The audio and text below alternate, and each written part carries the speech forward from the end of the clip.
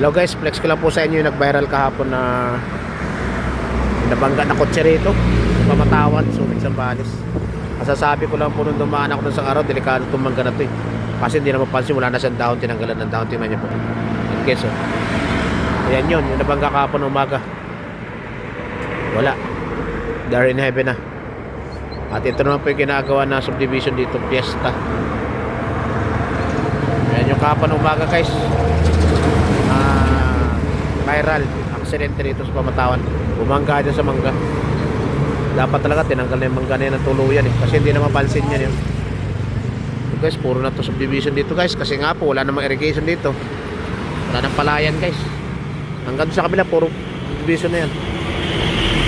Yan, Fiesta. Yan, community.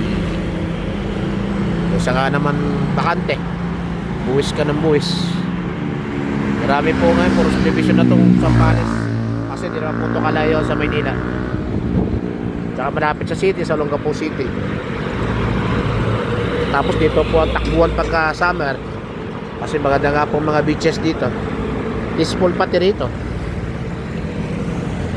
Mga isda, marami rin namang may bulungan din naman dito. Mga mura rin naman po dito. Siyempre nagpamahalan pag nasa palengke na, alam nyo na po yun. Ayan, papuntang norte yan. Ito naman po yung papunta ng south. Yan, Manila na po yan. Hanggang doon yan guys, agad na yan doon. Subdivision na yan, yung mga palaya na yan. Pagkat nag-ulan naman po, hindi naman po natatiraman ng palay dahil puno naman ng tubig. Yung galing butok na tubig. Tsaka bumababa po yung mga lupa dyan, mga bato. Hindi na rin ako kanong mga may palaya dyan. Manito lang guys. Marami na nag-inquire dito sa Fiesta. Meron ditong Camellia, Lumina Homes. Meron dito. Ang lakas ang loob ni ate oh. Walang helmet. Ay nako ate. Sige po.